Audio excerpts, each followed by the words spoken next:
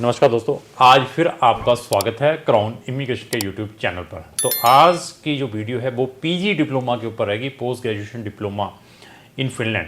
हमारे पास 3 PG diploma हैं। अगर आपने इन 3 पीजी डिप्लोमा में फिनलैंड में पढ़ने के लिए जाना है कौन से अगस्त इनटेक के लिए, तो स्टिल ऑप्शन अवेलेबल हैं, तो आप हमें भी संपर्क कर सकते हैं।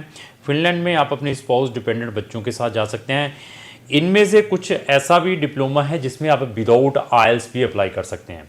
बट इन डिप्लोमा को अप्लाई करने के लिए जो एलिजिबिलिटी है, आपके पास ग्रेजुएशन बैचलर की डिग्री किसी भी स्ट्रीम में होनी चाहिए। मैं फिर बता दूं, किसी भी स्ट्रीम में +2 ईयर का एक्सपीरियंस तो है, तो विदाउट आईएलटीएस भी अप्लाई कर सकते हैं। अगर आपके पास आईएलटीएस, पीटी, टॉफल, डायलिंगुअल है तो उसका आपको प्लस पॉइंट मिलेगा। तो अभी इनमें ये नहीं है कि तीनों के तीनों जो डिप्लोमे हैं जिसमें आप कहें कि मैं इन तीनों डिप्लोमों में विदाउट आईएलटीएस अप्लाई या पीटी या डायलिंगुअल कर लूँ। कुछ में दे आर मैंडेटरी कि आपके पास होना चाहिए। कौन कौन से हैं मेरे पास? एक तो हमारे पास इन्वायरमेंटल इंजीनियरिंग के ऊपर पीजी डिप्लोमा है। दूसरा मेरे पास वहाँ पर हॉस्पिटैलिटी और टूरिज़्म से रिलेटेड भी आपको यहाँ पर पीजी डिप्लोमा मिलेगा। तीसरा मेरे पास बिजनेस के ऊपर है। तो इस डिप्लोमा को करने के बाद यू हैव द ऑप्शन कि आप अपनी 5 to 10 मंथ और लगाकर अपनी एमबीए भी कर सकते हैं इस स्पेसिफिक फील्ड के अंदर। इट इज़ अगेन डिपेंड वहाँ जब आप इस डिप्लोमा में सक्सेसफुली पास हो जाते हैं तो उसकी आपको एक्स्ट्रा फीस पे करनी पड़ेगी यूनिवर्सिटी के अंदर। इसके ड्रॉबैक क्या है, पीजी डिप्लोमा के बेनिफिट क्या है, किन के लिए बना हुआ है, ये सारी की सारी हमारी ये जनरल डिस्कशन रहेगी। इस डिप्लोमा को मैं फिर बता दूं, उनके लिए मैं वी आर नॉट रिकमेंडिंग जिनकी प्रोफाइलें अच्छी हैं।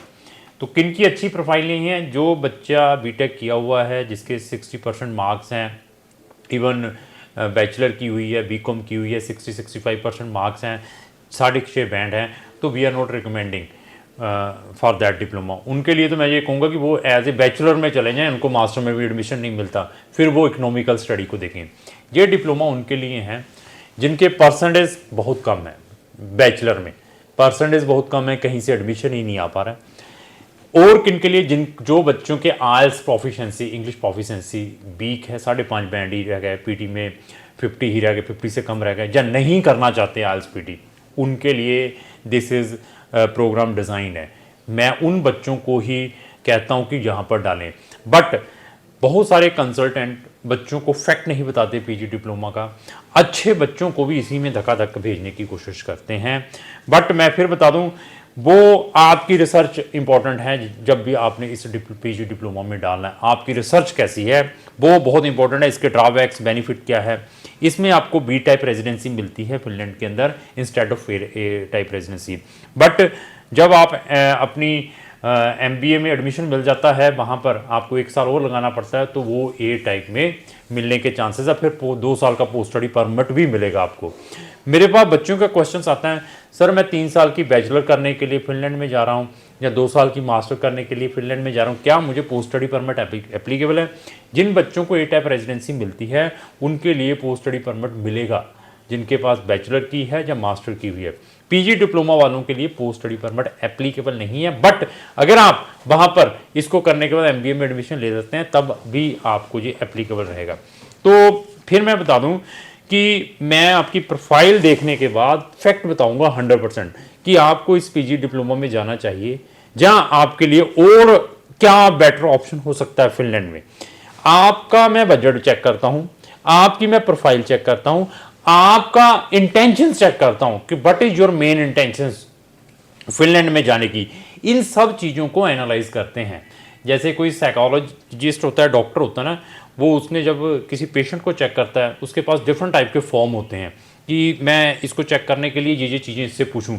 इसी तरीके से जो अच्छा कंसल्टेंट है वो आपकी प्रोफाइल को फ्रॉम स्टार्टिंग टू एंड तक रिव्यू करता है। उसमें आपकी एज फैक्टर को भी, डिपेंडेंट कौन कितने जा रहे हैं आपके साथ, आपका फंड की क्या सिचुएशंस हैं, आपकी इंग्लिश प्रोफिशिएंसी कैसी है, आप ऑलरेडी इंडिया में क्या अर्न कर रहे हैं।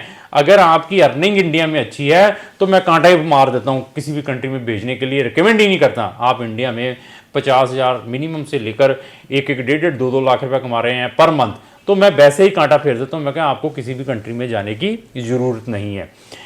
आपकी प्रोफाइल को रिव्यू करने के बाद, आपकी सारी ग्रेडिंग चेक करने के बाद देन मैं आपको रिकमेंड करता हूं कि आपके लिए कंट्री कौन सी रहेगी अच्छी, आपके लिए प्रोग्राम कौन सा अच्छा रहेगा। तो देयर आफ्टर आपने डिसाइड करना है कि आपने उसको करना है या नहीं करना है। ये जो हमारा एक्सपीरियंस है ना पिछले 16-17 साल का, वो बोलता है। हमारी ये इंटेंशन नहीं है कि हम कितनी कोशिश करें कि क्लाइंट से पैसा और मैक्सिमम से मैक्सिमम अर्न करें। हमारी कोशिश यही है कि हम क्लाइंट्स को किस टाइप की सर्विस प्रोवाइड करें और जिसमें क्लाइंट को भी बेनिफिट हो। बट आप है ही डेस्परेट हैं, सर उस एजेंट ने तो भेज दिया है, वो कह रहा मैं ऐसे कर दूंगा, मैं वैसे कर दूंगा, वहां जाने का फिर मुझे फ़ोन करते हैं कि सर उसने तो मुझे झूठ बोल के भेज दिया। वो सबसे बड़ा फॉल्ट आपका अपना, क्योंकि आप सुनते नहीं हैं और पेशेंस आपके अंदर है नहीं है। तो ऐसा है कि अगर आपने इन पीजी डिप्लोमा में जाना है, मैं आपको कुछ चीज़ें बता देता हूँ। जिन्होंने पीजी डिप्लोमा इन टूरिज्म में जाना है, उसके पास उसकी जो बैचलर डिग्री है टूरिज्म में है, हॉस्पिटैलिटी में है, फूड टेक्नोलॉजी में है और एनी अदर भी फील्ड में है, प्लस 2 ईयर का एक्सपीरियंस जिसकी अनदर में है, जैसे किसी ने बैचलर इन ह्यूमैनिटी से की है बट उसके पास 2 ईयर्स का टूरिज्म इंडस्ट्री में एक्सपीरियंस है, तो वो भी इस पीजी डिप्लोमा को अप्लाई कर सकता है। अगर आपके पास बैचलर डिग्री टूरिज्म में है ही है तो then there is no any problem. तो 2 साल का एक्सपीरियंस चाहिए। इवन मैंने कहा ह्यूमैनिटी वाला, तो इवन अगर आपकी बैचलर डिग्री बिजनेस में है, जैसे बीबीए वाला, बीकॉम वाला, वो भी इस पीजी डिप्लोमा को अप्लाई कर सकता है। तो ये हो गया जो टूरिज्म वाला। जो मेरे पास पीजी वाला है उसमें ह्यूमैनिटी वाला बैचलर की हुई है, बिजनेस वाले ने की हुई है, बीटेक की हुई है, एमसीए बीसीए की हुई है, वो बिजनेस वाले पीजी डिप्लोमा को भी अप्लाई कर सकते हैं। तो ये मैंने बता दिया 2। जो थर्ड मेरे पास पीजी डिप्लोमा है वो इन्वायरमेंटल के ऊपर है पीजी डिप्लोमा। वो किन के लिए है मैं कुछ बता दूं कि किसी भी बच्चे ने जो डिफरेंट मैं आपको बताऊंगा, फॉरेस्ट्री में कुछ किया हुआ है अपनी बैचलर डिग्री, एनर्जी में अपनी बैचलर डिग्री की है, इवन बीबीए बिजनेस मैनेजमेंट में अपनी की हुई है, एंटरप्रेन्योरशिप में अपनी बैचलर डिग्री की हुई है, एग्रीकल्चर एंड इकोनॉमिक्स में अपनी, इन्वायरमेंटल में की हुई है, इंटरनेशनल डेवलपमेंट मैनेजमेंट में की हुई है। तो वो ये वाला इन्वायरमेंटल वाला जो पीजी डिप्लोमा भी कर सकते हैं। हाँ, किसी ने ह्यूमैनिटी से की हुई है लेकिन उसको इन्वायरमेंटल के ऊपर एक्सपीरियंस है, कुछ ऐसी इंडस्ट्री में कर रहा है, तो वो भी इस डिप्लोमा को ट्राई कर सकता है। तो जो इन्वायरमेंटल वाला प्रोग्राम है उसकी अप्रोक्स जो फीस है अप्रोक्स 8,000 यूरो की है। रिवाइज नहीं की है उन्होंने, अभी उनके पोर्टल खुलने हैं, अगर इस साल रिवाइज कर दी तो मैं वो भी अपडेट करूंगा। लेकिन ये सिर्फ 7,500 यूरो की इन्वायरमेंटल वाली। जो अनदर प्रोग्राम है जितने भी पीजी डिप्लोमा उनकी है 11,600 यूरो की, अनदर पीजी डिप्लोमा की। तो अगर आपने इन पीजी डिप्लोमा करने के लिए फिनलैंड में जाना है तो हमें भी संपर्क कर सकते हैं।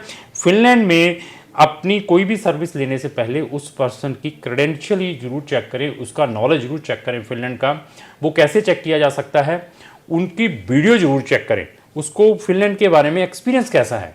यह नहीं कि वीज़ा दिखा दिया आपको फिनलैंड का, वो एक्चुअली टेक्निकली कितना नॉलेजेबल है उस कंट्री का, वो चेक जरूर करें। जैसे हम आपको उसके सारे के सारे फैक्ट एंड फिगर्स बताते हैं। तो हमारी फिनलैंड से related number of success stories है। स्टडी इन फिनलैंड से रिलेटेड भी हमारी एक प्लेलिस्ट बनी हुई है, दोनों प्लेलिस्ट के लिंक भी मैंने डिस्क्रिप्शन बॉक्स में लगाए हैं।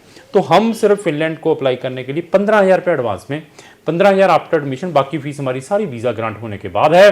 और कोई भी ओरिजिनल डॉक्यूमेंट लेते हैं, आपकी रेजिडेंसी भी आपके घर के एड्रेस के ऊपर डिलीवर होगी और आप हमारी ऑनलाइन सर्विस भी बाई सिटिंग एनीवेयर ले सकते हैं। इवन फिनलैंड के अलावा, जैसे मैं फिनलैंड को बोल रहा हूँ, ऐसे ही मुझे 100 कंट्रीज के नॉलेज है। उन चीज़ों को भी चेक करना है तो आप हमारे यूट्यूब चैनल पर जाएं, वहां पर हर एक कंट्री से रिलेटेड प्ले लिस्टें चेक करें, उसके बाद डिसाइड करें।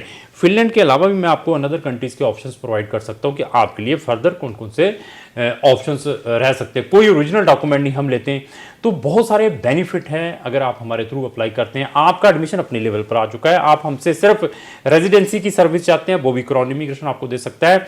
आप ऑलरेडी पहुंच चुके हैं, आपको अपनी स्पाउस की कोई अपनी रेजिडेंसी अप्लाई करनी है, जब पेरेंट्स का वीज़ा अप्लाई करना फिनलैंड का, उसमें भी हम आपकी हेल्प कर सकें। आपको फंड्स में प्रॉब्लम आ रही है फिनलैंड से रिलेटेड कि फंड्स किस वे से शो करने, आपके पास फंड नहीं है दिखाने के लिए for the purpose of residency permit, crown immigration, उसमें भी आपकी गाइड कर सकता है।